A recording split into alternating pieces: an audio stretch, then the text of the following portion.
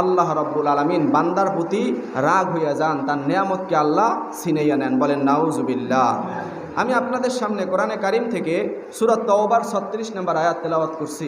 আল্লাহ রাব্বুল আলামিন এই আয়াতের মধ্যে বলেন, আউযু বিল্লাহি মিনাশ শাইতানির রাজীম, বিসমিল্লাহির রহমানির রহিম। ইন্না ইদ্দাতাশ শুহুরি ইনদাল্লাহি 12 শাহরান ফি কিতাবিল্লাহি ইয়াওমা খালাকাস সামাওয়াতি ওয়াল আরদা মিনহা আরবাতুন হুরুমুন। আল্লাহ বলেন, আল্লাহ যখন আসমান আর জমিনকে সৃষ্টি করছেন তখন থেকেই আল্লাহ রাব্বুল আলামিনের লাউহে মাহফুজে মাস হলো 12টা। কয়টা? 12টা মাস। আমরা যেমন বাংলা ইংলিশ মাস 12টা আছে, আল্লাহ রাব্বুল আলামিনের কাছেও আরবি মাস হলো 12টা। এর মধ্যে মিনহা আরবাতুন হুরুমুন, আল্লাহ বলে 4টা মাস আমি আল্লাহর কাছে বড় পছন্দনীয়, বড় সম্মানিত। এই 4 মাসে কোনো বান্দা যেন যুদ্ধ বিগ্রহের মধ্যে লিপ্ত না হয়। এর মধ্যে 1 নম্বর মাসের নাম হলো জিলকদ, 2 নম্বরে জিলহজ, 3 নম্বরে মুহররম, 4 নম্বরে রজব। এখন বর্তমানে চলতেছে মুহররম মাস। আপনারা সবাই জানেন, আমরা এই গেছে সপ্তাহের আগের সপ্তাহে আলোচনা করছিলাম মুহররম নিয়ে। তারপরে আল্লাহ রাব্বুল আলামিন এই 4 মাসে সমস্ত প্রকার যুদ্ধ বিগ্রহকে হারাম করছেন। আল্লাহর রাসূল সাল্লাল্লাহু আলাইহি সাল্লাম এই যে 4 মাস, এর মাসের একটা মাস হলো এই মুহররম মাস বর্তমানে চলতেছে। এই মাসটা অনেকভাবে সম্মানিত। আমি আগেও বলছি, এখানে অনেক ধরনের ঘটনা হয়েছে। তার মধ্যে একটা গুরুত্বপূর্ণ যে ঘটনা, আমাদের জাতির পিতা হযরতে ইব্রাহিম আলাইহিস সালাতু ওয়াস সালাম দুনিয়াতে আগমন করার পর তিনি তো ছোট্ট অবস্থায়, তার বাবা ছিল একজন মূর্তি পূজারী। এই ইব্রাহিম আলাইহিস সালাতু ওয়াস সালামের জন্মের আগে কিছু আদম আলাইহিস সালাতু ওয়াস সালামের জীবনী বলা প্রয়োজন। এখন আমি তোমাদেরকে পরামর্শের জন্য ডাকছি। আমি আল্লাহ আমার প্রতিনিধি দুনিয়ার মধ্যে বানাইতে চাই। আল্লাহ বলেন, ক্বালা ইন্নী জাইলুম ফিল আরদি খলিফা, এই খলিফা বানাইতে চাই। খলিফা বলা হয় ওই ব্যক্তিকে যে দুনিয়ার মধ্যে আল্লাহর হুকুম নিজে মানবে এবং তার পরিবার পরিজনদেরকে মানাইবে।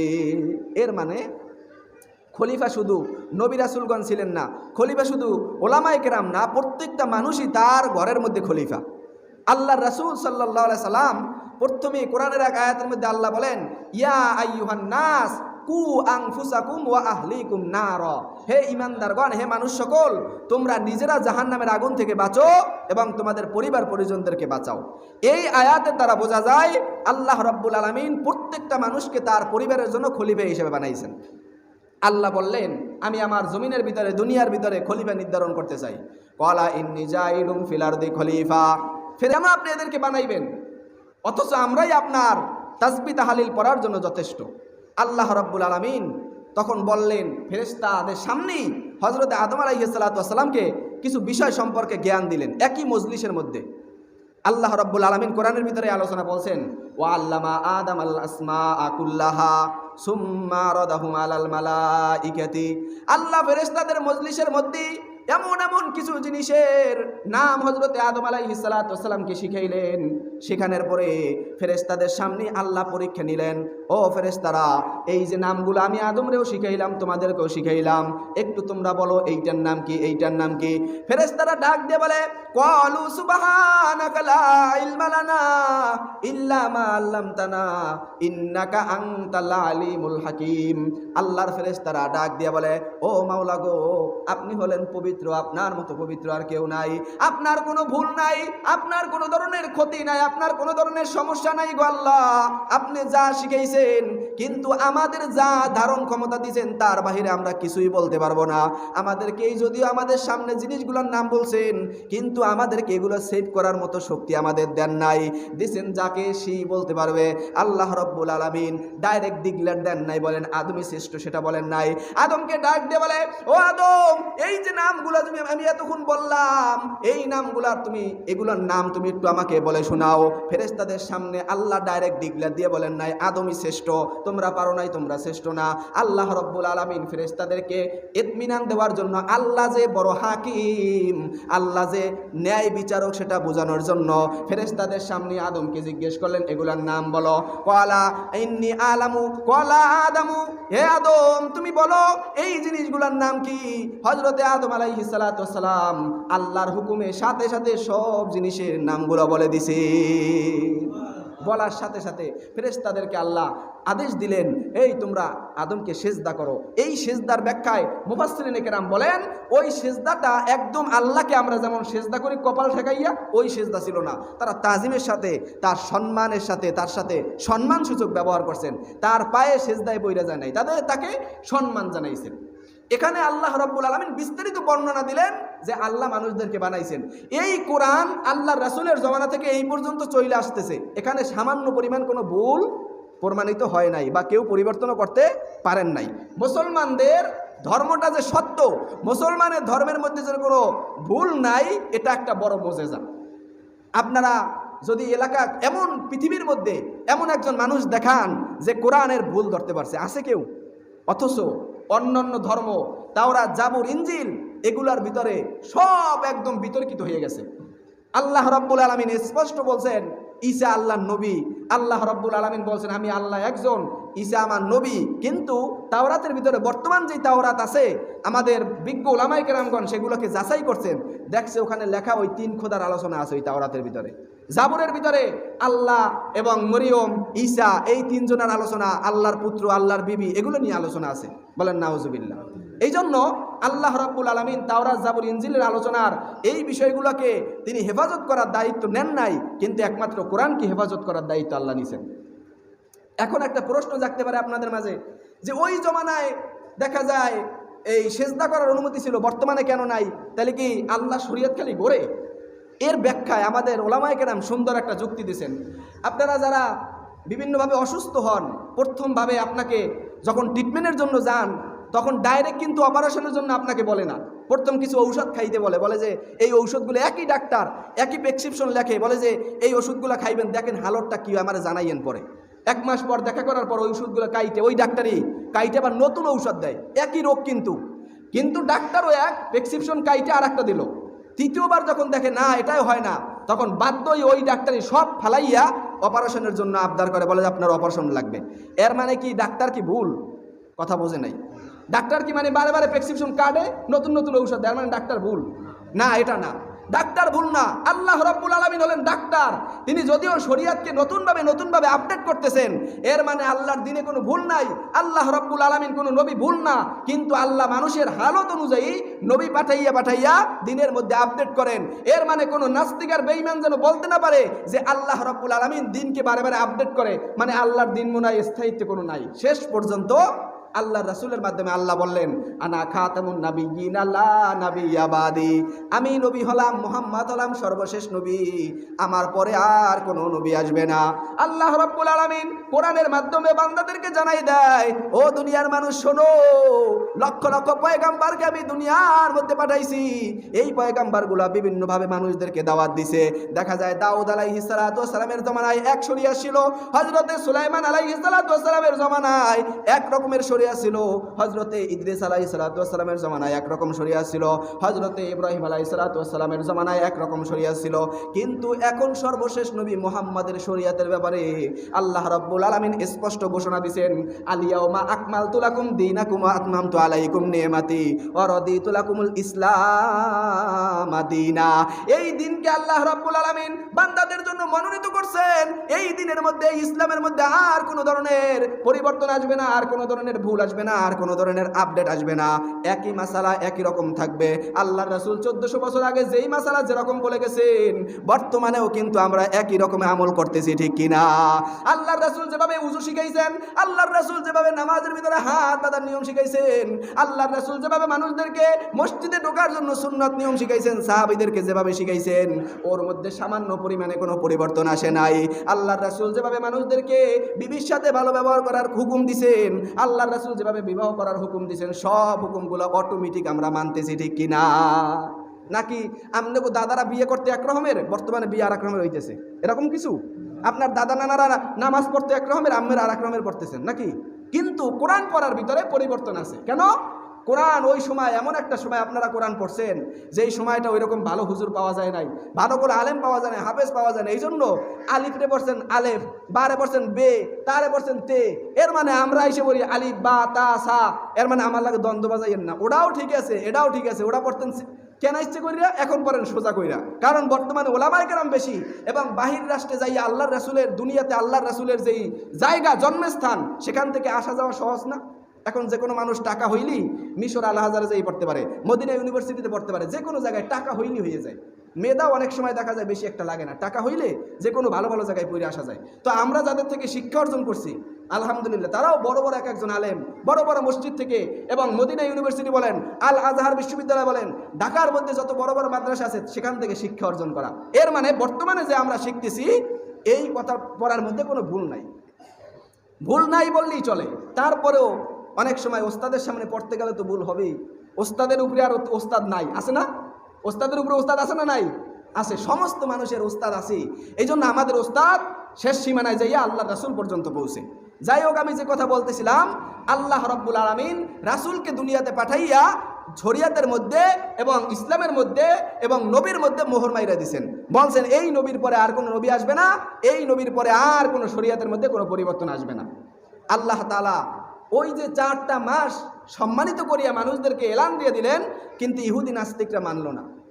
আল্লাহ তাআলা এই 4 মাসের মধ্যে সর্বশ্রেষ্ঠ যেই মাস বর্তমান চলতেছে মুহররম মাস, এই মুহররম মাসের একটা গুরুত্বপূর্ণ ঘটনা, সেটা হলো হযরত ইব্রাহিম আলাইহিস সালাতু ওয়াস সালামকে আগুনে নিক্ষেপ করা। এর আগে বলছে আদমের তওবা কবুল হইল। আদম আলাইহিস সালাতু ওয়াস সালামকে বলল, হে আদম, উসকুন আনতা ওয়া যাওজুকাল জান্নাতা, হে আদম তুমি আমার তোমার স্ত্রী জান্নাতের মধ্যে শান্তিতে থাকো, লা তাকরাবা হাযিহি শাজারা, কিন্তু সাবধান তোমরা ওই যে গাছ দেখতেছো ওই গাছের ধারে কাছেও যাইবা না। কিন্তু আল্লাহ রাব্বুল আলামিন আদম আলাইহিস সালাতু ওয়াস সালামকে দুনিয়াতে পাঠাইতে চাইছেন, এই জন্য তাকে গন্ধম ফল খাওয়াইয়া দুনিয়াতে নামাই দিয়েছেন। আর দুনিয়াতে আসার পরে এরপরে যেই ঘটনা হযরতে ইব্রাহিম আলাইহিস সালাতু ওয়াস সালামের সাথে ঘটছে, ইব্রাহিম যখন জন্মগ্রহণ করলেন তখন তিনি জন্মই গ্রহণ করছেন তার এক অগ্নিপূজক বাবার ঘরে। তার বাবার নাম ছিল আজর, সে অগ্নি পূজা করত। সন্তান ইব্রাহিমকে নিয়ে বাবা বাজারে মূর্তি বেচার জন্য যায়। একদিন মূর্তি বেচার সময় বাবার সন্তানের মাথায় মূর্তির একটা ডোলা দিয়া বলে, চলো বাবা চলো আমরা দুইজন মূর্তি বিক্রির জন্য যাই। কিন্তু ইব্রাহিমের ইচ্ছা নাই, কোনো ধরনের ইচ্ছা আকাঙ্ক্ষাই নাই, কিন্তু বাবার কথাও তো ফালান যায় না। বাবাকে নিয়ে সন্তান ইব্রাহিম বাজারের দিকে যাইতেছে। রাস্তার মধ্যে সন্তান ইব্রাহিমের একটু হাজত সারার জন্য প্রয়োজন হয়েছে। সেই মূর্তির বান্ডটা নিচে রাইখা ইব্রাহিম আলাইহিস সালাতু ওয়াস সালাম ইস্তেনজায় গেছেন। এমন সময় দেখে মূর্তির উপরে এক প্রাণীতে প্রস্রাব করতেছে, কিন্তু মূর্তির কোনো সরানোর সুযোগ নাই। ইব্রাহিম আলাইহিস সালাতু ওয়াস সালাম কিছুই বললেন না। বাবাকে ঘরে আসিয়ে বলে, বাবা এমন কি রবের ইবাদত করেন, এমন কি মূর্তির ইবাদত করেন যেই মূর্তির উপর প্রস্রাব করার কারণে, যেই মূর্তির উপর নাকের উপর মশা বসার কারণে সরাইতে পারে না, সে আপনার কিভাবে উপকার করবে, আপনার জাতির কিভাবে উপকার করবে, আমার কিভাবে উপকার করবে? কিন্তু ইব্রাহিম আলাইহিস সালাতু ওয়াস সালাম ছোট্ট মানুষ, বুঝে না, অনেক কিছু তার মাথায় ধরে না। হঠাৎ করে মনের ভিতরে অস্থিরতা, আমার আল্লাহকে আমি এই মূর্তির ইবাদত কিভাবে করব? এই মূর্তি তো আমার আল্লাহ হতে পারে না, এই মূর্তি তো আমার মুনিব হতে পারে না। ইব্রাহিম আলাইহিস সালাতু ওয়াস সালাম সকালবেলা উঠিয়া নদীর পাড়ে যাইয়া দেখে আকাশের মধ্যে সুন্দর এক বড় সূর্য উঠছে। বলে যে হাজা রব্বি, এই সূর্যটা এত সুন্দর, এই দুনিয়ার মধ্যে আমি যা কিছু দেখছি এই সূর্যের মতো সুন্দর আর কিছুই নাই, এইটাই মনে হয় আমার আল্লাহ। কিন্তু সন্ধ্যা যখন হইল দেখে আস্তে আস্তে সূর্যের আলো কমে গেছে, আস্তে আস্তে সূর্যটা মাটির নিচে ডুবিয়ে গেছে, সাগরের মধ্যে তলায় গেছে। ইব্রাহিমের মনটা আবার খারাপ হয়ে গেল। হায় হায়, এটা আমার রব হতে পারে না। আমার রব যে হবেন সে সর্বহালতে আমাকে দেখবেন, আমাকে পর্যবেক্ষণ করবেন। আমার রব আমার থেকে কোনোদিন বিচ্ছিন্ন হবেন না। ইব্রাহিমের মনটা খারাপ। সন্ধ্যার সময় আবার ইব্রাহিম ঘরের থেকে বের হয়ে উঠানের মধ্যে বসে আছে। হঠাৎ দেখে পূর্ণিমার চাঁদ আস্তে আস্তে করে তার আলো বাড়াইতেছে। চাঁদের আলোটা এমনভাবে বাড়ছে পুরো দুনিয়াটা চাঁদের আলোতে আলোকিত হয়ে গেছে। ইব্রাহিম আলাইহিস সালাতু ওয়াস সালাম চন্দ্রের দিকে তাকাইয়া বলে, হাদা রব্বি, এই চন্দ্রটাই আমার রব হবে, কারণ এত সুন্দর চন্দ্র আর কিছুই তো দুনিয়াতে দেখা যায় না। ইব্রাহিম আলাইহিস সালাতু ওয়াস সালাম বললেন, এটাই আমার রব। কিন্তু সকাল যখন হলো দেখলেন যে না না, এই আর চন্দ্রর কোনো অস্তিত্ব নাই, চন্দ্র ডুবে গেছে। মনটা আবার খারাপ হয়ে গেছে। হায় হায়, কাকে আমি রব বানাবো? আমার রবকে, আমার আল্লাহকে।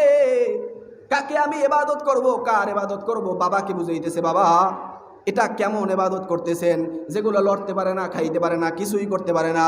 দুধ কলা সামনে রাখেন, কত কিছুই সামনে রাখেন, কিছুই তো খায় না। এগুলোর কিসের ইবাদত করেন বাবা, আমাকে একটু বুঝান। বাবা আওয়াজ দিয়ে বলে, সন্তান কোনো আওয়াজ নাই, কোনো কথা বলতে পারবা না, আমার বাপ দাদারা এগুলো কইরা গেছে, এর উপরে কোনো জবাব নাই, আমিও এইটা কইরা যাইব। তাহলে তার জবাব হইল কি, তার বাপ দাদাই কইরা গেছে, এই জন্য তার কোনো গুরুত্বপূর্ণ কোনো দলিল সে দিতে পারল না। আল্লাহ রাব্বুল আলামিন যখন ইব্রাহিম আল্লাহকে খুঁজতেছে আল্লাহ তাআলা রহমতে জোশ এসে গেছে, আমার ইব্রাহিম আমার এত খুঁজে, আমি আল্লাহ তারে ধরা দিয়া দেই, আমি আল্লাহ তারে দেখা দিয়া দেই। আল্লাহ তাআলা আসমান থেকে ইব্রাহিমের অন্তরের মধ্যে ইলহাম জারি করলেন, ও ইব্রাহিম আমি হলাম আল্লাহ, আমি আল্লাহ তোমাকে সর্বহালতে পর্যবেক্ষণ করতেছি। আমি আল্লাহ হলাম এমন আল্লাহ, যেই আল্লাহ আসমান জমিন চন্দ্র সূর্য সব বানাইছে, তোমার অন্তরের মধ্যে যা আছে আমি আল্লাহ জানি, তুমি যা করবা তাও আমি জানি, কোথায় কি হবে সেটাও আমি জানি। ইব্রাহিমকে আল্লাহ তাআলা এমন প্রশান্তি অন্তরের মধ্যে দান করলেন, আল্লাহকে ইব্রাহিম পাইয়া গেছি। আল্লাহরে পাওয়ার চেষ্টা করলে, নামাজটা যদি পড়ার একটু চেষ্টা থাকে, ফজরের সময় অটোমেটিক ঘুম ভেঙে যাইবে। নামাজ পড়ার যদি ইচ্ছা থাকে, জোহরের সময় কাজ ফালাই দিয়ে অটোমেটিক মসজিদের দিকে আসতে মনে চাইবে। নামাজ যদি পড়ার ইচ্ছা থাকে, তাহলে এশা না রাত 3টার সময় যদি নামাজের এলান হয়, অটোমেটিক নামাজের আসার জন্য ইচ্ছা আগ্রহ বেড়ে যাইবে। কিন্তু নামাজে আসার যদি ইচ্ছেই না থাকে, যতই আবহাওয়া ভালো থাকুক, যতই বর্ষা না থাকুক, শীত না থাকুক, ওই কোনোদিন আসা সম্ভব হবে না। ইচ্ছা থাকতে হবে, চেষ্টা থাকতে হবে, আমি আসবো, আমার নামাজটা ফরজ। অনেক আল্লাহর বান্দারা তো জানে শুধু জুমার নামাজ ফরজ, ঠিক কিনা? নামাজ কয়ক্ত ফরজ? সবাই কন কয়ক্ত? সবাই 5 ওয়াক্ত নাম জানেন? ফজর, জোহর, আসর, মাগরিব, এশা। অনেক আল্লাহর বান্দারা মুসলমান ঘরের সন্তান, কিন্তু জানে হুদা জুমার 2 রাকাত ফরজ, আর কিছু জানে না। আগেও পড়ে না, পিছেও পড়ে না, 5 ওয়াক্ত তো নাই, শুধুমাত্র 2 রাকাত পইরা চম্পাট, যদি জেলাফি মিষ্টি থাকে, খিচুড়ি থাকে, একটু বসে মোনাজাত দিয়ে আবার খাইয়ে নিয়ে চলে যায়। নামাজের খবর নাই। তো নামাজের চিন্তা যদি না থাকে, নামাজ যদি আপনি চিন্তা না করেন, আমি মুসলমান, আমার মধ্যে কি জরুরত, আমার কি প্রয়োজন, আমার উপর আল্লাহ কি বিধান নাজিল করছেন, এগুলোর যদি তালাশি না থাকে, তাইলে আল্লাহকে কিন্তু পাওয়া যাবে না। ইব্রাহিম আলাইহিস সালাম ওই মূর্তি পূজারীর ঘরে বসিয়াও আল্লাহকে পাওয়ার চেষ্টা করিয়া আল্লাহ রাব্বুল আলামিনকে পাইয়া গেছি। আল্লাহ অটোমেটিক তার অন্তরের মধ্যে আল্লাহর পরিচয় দিয়ে দিয়েছেন। এখন ইব্রাহিমের পাওয়ার বেড়ে গেছে, ইমানের পাওয়ার বেড়ে গেছে। ইব্রাহিম ঘরের মধ্যে যাইয়া বলে, বাজান এই ইবাদত আর চলবে না, স্পষ্ট কথা, আপনি এগুলার ইবাদত ছাড়েন, কারণ এগুলা কিছুই করতে পারে না, আপনি এক আল্লাহর ইবাদত করবেন। বাবাই সন্তানরে কয়, এই বেটা তুই বেশি বুঝিস না, থাম। এই পরিবার পরিজন নিয়া, তার সম্প্রদায় নিয়া তারা এক জায়গায় বড় এক অনুষ্ঠানের মধ্যে চলে গেছে। সেখানে যাওয়ার পর ইব্রাহিমকে বলল, ইব্রাহিম চলো তুমি আমাদের সাথে ওই মূর্তি পূজার অনুষ্ঠানের মধ্যে শামিল হইবা। কিন্তু ইব্রাহিম বলে, আনা সাকিম, আমি অসুস্থ, আমি যাইতে পারবো না। এই কথাটার কারণে ইব্রাহিম আলাইহিস সালাম কিয়ামতের ময়দানে পেরেশানিতে থাকবে। দুনিয়ার সব মানুষ দৌড়াইতে থাকবে যারা নামাজ পড়ে নাই, আল্লাহর হুকুম মানে নাই। কিয়ামতের ময়দানে বাবার পিছনে দৌড়াইবে, বাবা আমাকে একটা নেকি দেন, মার পিছনে দৌড়াইবে, মা আমাকে একটা নেকি দেন, একটা নেকির কারণে জান্নাতে যাইতে আমি বেঁচে আছি। সন্তানের পিছনে দৌড়াইবে, স্ত্রীর পিছনে দৌড়াইবে, কেউ কাউকে কোনো পাত্তা দিবে না, সবাই যার যার তালে দৌড়াইতে থাকবে। এক একজন নবীর কাছে যাইয়া বলবে, মুসার কাছে যাইয়া বলবে, হে মুসা কালিমুল্লাহ, আপনি তো দুনিয়ার মধ্যে বসে আল্লাহর সাথে কথা বলতেন, আপনি তো আল্লাহর একজন পয়গম্বর, দয়া করে মায়া করে আল্লাহর কাছে একটু ফরিয়াদ করেন। এই সূর্যের তাপ আর সহ্য হয় না, পিতল হয়ে গেছে, মাটিগুলো পিতল হয়ে গেছে, এগুলো আর সহ্য হয় না, মাথার মগজগুলো টকবক করে ফুটতেছে, আর সহ্য হয় না, একটু আল্লাহর কাছে বলেন একটা ফয়সালা কইরা দেওয়ার জন্য। হযরতে মুসা আলাইহিস সালাম বলবে, আমি জানি না, লা আদরি, আমার কাছে বলো না, আমি নিজেই পেরেশানিতে আছি, আমার কি হালত হবে আমি জানি না। হযরতে ইব্রাহিম আলাইহিস সালামের কাছে সব উম্মতগুলো দৌড়েই যাইবে, যাই বলবে, ইব্রাহিম আপনি তো খলিলুল্লাহ, আপনি তো আল্লাহর খলিল, দয়া করে মায়া করে একটু আল্লাহর কাছে আবদার করেন, আল্লাহ যেন এই পেরেশানিটা দূর করে দেয়। ইব্রাহিম ডাক দিয়ে বলবে, ও উম্মত শোনো, আমি দুনিয়ার মধ্যে বসে একবার আমার বাবা আমাকে বলছিল, সন্তান চলো ওই মূর্তি পূজার আসরে চলো, কিন্তু আমি বলছিলাম আমি অসুস্থ, আমি যাইতে পারবো না, এই পেরেশানিতে আছি। আমার মাওলা যদি আমার জিগায়, ইব্রাহিম দুনিয়াতে বৈশা তো একবার মিথ্যা বলছিলাম, আমি কোথায় যাইব, আমি আমার টেনশনে আছি, আমি পারবো না। এই দুনিয়ার মানুষ, আল্লাহর গোলাম শোনো, এ যুবক, এ বৃদ্ধ, এই দুনিয়ার মধ্যে আল্লাহ রাব্বুল আলামিন এমন এক নবীর উম্মত হিসেবে আমাদেরকে বানাইছেন, কিয়ামতের ময়দানে আমার আপনার নবী সিজদায় বসে সেজদায় পড়িয়া উম্মতি উম্মতি বলে কানবে, আল্লাহর কাছে ফরিয়াদ করবে, আল্লাহ আমার একটা উম্মত যতক্ষণ পর্যন্ত জাহান্নাম থেকে মুক্তি পাইয়া জান্নাতে না যাইবে আমি আমার সেজদা থেকে মাথা উঠাইব না। বলেন সুবহানাল্লাহ। আল্লাহর রাসূলের উম্মত কারা? যাদের চেহারার মধ্যে রাসূলের সুন্নাত থাকবে, যাদের মধ্যে আল্লাহর হুকুম আল্লাহর রাসূলের তরিকা অনুযায়ী চলা হবে, তাদেরকে আল্লাহর রাসূল কিয়ামতের ময়দানে সুপারিশ করবে। কিয়ামতের ময়দানে সব মানুষগুলো পানি তৃষ্ণায় হাই হুতাশ করতে থাকবে, কেউ কোনো জায়গায় পানি পাইবে না, একমাত্র পানি থাকবে হাউজে কাউসারের, যার পেয়ালাটা থাকবে আমার আপনার নবী মুহাম্মদুর রাসূলুল্লাহর হাতে। বলেন সুবহানাল্লাহ।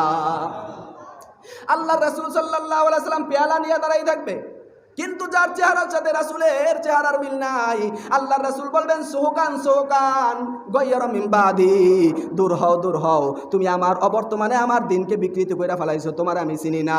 আমার নবী যদি আপনাকে তাড়াইয়া দেয়, ওই কিয়ামতের ময়দানে কিন্তু আর কেউ আপনাকে আমাকে সুপারিশ করতে পারবে না।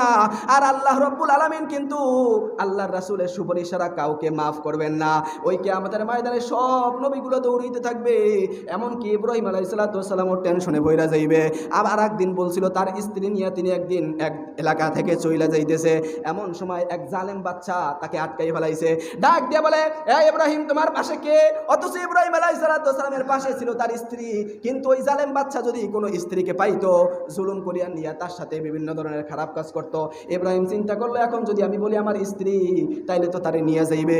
এই টেনশনে ইব্রাহিম বলল, এটা আমার বোন, যদিও জায়েজ আছে, কোনো ধরনের সমস্যা নাই। সমস্ত দুনিয়ার মানুষ, আল্লাহর রাসূল বলেন আল মুসলিমু আখুল মুসলিম, মুসলমান মুসলমানের ভাই। সমস্ত মানুষ আমরা এক আদমের সন্তান, আমাদের পিতা হলো আদম, মা হলো হাওয়া, এই হিসেবে সমস্ত মানুষ ভাই বোন। এরপরে পরস্পর বংশ পরস্পরের কারণে আমাদের সিলসিলা কিছু দূরত্ব হয়ে গেছে, এটা বিবাহ বন্ধনে আবদ্ধ করার জন্য আল্লাহ রাব্বুল আলামিন এই নিয়ম করছেন। আপনারা যারা ইতিহাস জানেন, আদম আলাইহিস সালামের জামানায় ভাই বোনদের মধ্যে বিবাহ জায়েজ ছিল, ঠিক কিনা? কেমন বিবাহ? এই ঘরে যে দুইটা সন্তান হইতো একই সাথে, ছেলে একটা মেয়ে একটা, এই ঘরে যারা হয়েছে 1 বছর পরে আবার তো একটা ছেলে একটা মেয়ে হইতো, তো এই ঘরের সন্তান ছেলে আর ওই ঘরের মেয়ে, আর এই ঘরের মেয়ে ওই ঘরের ছেলে, মানে উল্টা। কিন্তু হাবিল আর কাবিলের মধ্যে মারামারি বাজলো এই বিষয় নিয়ে। যাই হোক, এটা নিয়ে বিস্তারিত আলোচনা, এই আলোচনা আমি যাব না। তারপরে ইব্রাহিম আলাইহিস সালাম বাবাকে বুঝাইতেছে, বাবা আপনি এমন কিছু ইবাদত করিয়েন না যে ইবাদত করার কোনো ভিত্তি নাই, যেটার ভিত্তি বলেন বাবারা করছে দাদারা করছে, এই ভিত্তি নিয়ে কোনো আলোচনা নাই। এ দুনিয়ার মুসলমান খেয়াল করে শুনবেন, এ যুবক, এ বৃদ্ধ বাবাজি, এই দুনিয়ার মধ্যে যারা শক্তিশালী, তর্ক বিতর্কে না পারলি অটোমেটিক কিন্তু হাত উঠাইয়া পালায়, ঠিক কি না? আছে না নাই? তর্ক বিতর্কে বাজছে, যুক্তিতে আর পারে না, উঠতে একটা ঘুষি লাগাই দেয়, উঠতে একটা নাক পচাইয়া লাথি লাগাই দেয়। কারণ কি? তর্কে বিতর্কে পারে না। ইব্রাহিমের বাবা পেরেশানিতে পড়ে গেল, হায় আমার সন্তানকে তো আর বুঝাইতে পারতেছি না, কি করা যায়? ইব্রাহিম আলাইহিস সালামের বাবা যখন সন্তানকে না বুঝাইতে পাইরা তার বংশদেরকে নিয়ে তারা মূর্তি পূজারের আসরে চলে গেল। ইব্রাহিম বলে, এখন আমি ফাঁক পাইয়া গেছি, এখন একটা কাজ করতেই হবে। এই আলোচনার ঠিক মতো শুনবেন, জ্ঞানজাম বাজাইবেন না, কারণ আশেপাশে অনেক আমাদের অন্য ধর্মের ভাইয়েরা আছে, কথাগুলো স্পষ্ট শুনবেন। ওই শরিয়াতে ইব্রাহিম আলাইহিস সালাম চিন্তা করলেন, এখন একটা সুযোগ পাইয়া গেছি, এই সুযোগের মতো আর কোনো সুযোগ হবে না। ইব্রাহিম ওই মূর্তির দরবারের মধ্যে ঢুইকে সব মূর্তিগুলার একদম চুরমার করে ফেলাইছে, ভাঙ্গিয়া সবগুলারে তছনছ করে ফেলাইছে, কিন্তু বড় যেটা আছে ওইটার কান্দের মধ্যে কুড়ালটারে ঝুলাইয়া রাখছে। এখন তো ইব্রাহিম আলাইহিস সালাম সেখানে কাজটা সাইরা তার স্থানে যাই সে বসে রয়েছে। তারা যখন তাদের স্থান থেকে ওই যে তাদের মূর্তির একটা মজমায় তারা গেছিল, সেখানে থেকে ফিরে আসার পর দেখে যে তাদের মন্দিরের মধ্যে ওই যে তাদের মূর্তিগুলোর হালতটা কি হইল, সবার মাথা গেছে গরম হইয়া। কিন্তু সবাই তো ইব্রাহিমের কথাও জানে যে ইব্রাহিম আমাদের মূর্তিগুলোর সমালোচনা করে, সবাই ইব্রাহিমকে ধরছে, ইব্রাহিম এই কাজগুলো কে করছে একটু বলো। ইব্রাহিম আলাইহিস সালাম বলেন, তোমরা আমার কাছে কেন জিজ্ঞেস করো? তোমাদের যে বড় মূর্তি ওর কাছে জিগাও, তোমরা যার ইবাদত করো ওর কাছে জিজ্ঞেস করো কে করছে। ইব্রাহিমের ডাক দিয়ে বলে, ওই কি কথা বলতে পারে নাকি? বলে যে তোমরা এমন কি মাবুদের ইবাদত করো যে কথা বলতে পারে না, এমন কি মাবুদের ইবাদত করো যে নিজেকে আত্মরক্ষা করতে পারে না, সে আবার তোমাদের জাতিকে কিভাবে আত্মরক্ষা করবে আমাকে একটু বুঝাও।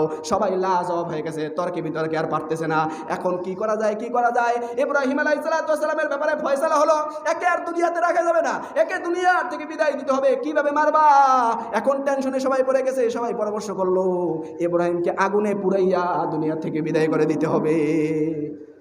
কিন্তু আল্লাহ যদি কেউ রাখে, তারা কি কেউ মারতে পারে? আরো জোরে বলেন, মারতে পারে কেউ? আল্লাহ তাকে রাখবে, দুনিয়ার কোনো শক্তি তাকে কিছু করতে পারবে না। ইব্রাহিম আলাইহিস সালাম যখন এই এলান শুনলেন, তাকে দুনিয়া থেকে বিদায় দেওয়ার জন্য তারা আগুন প্রজ্বলিত করলো। 4 মাইল ধরে একদম লাকড়ি দিয়ে আগুন জ্বালাই, 4 মাইলের মধ্যে আগুন জ্বালাই ফেলাইছে।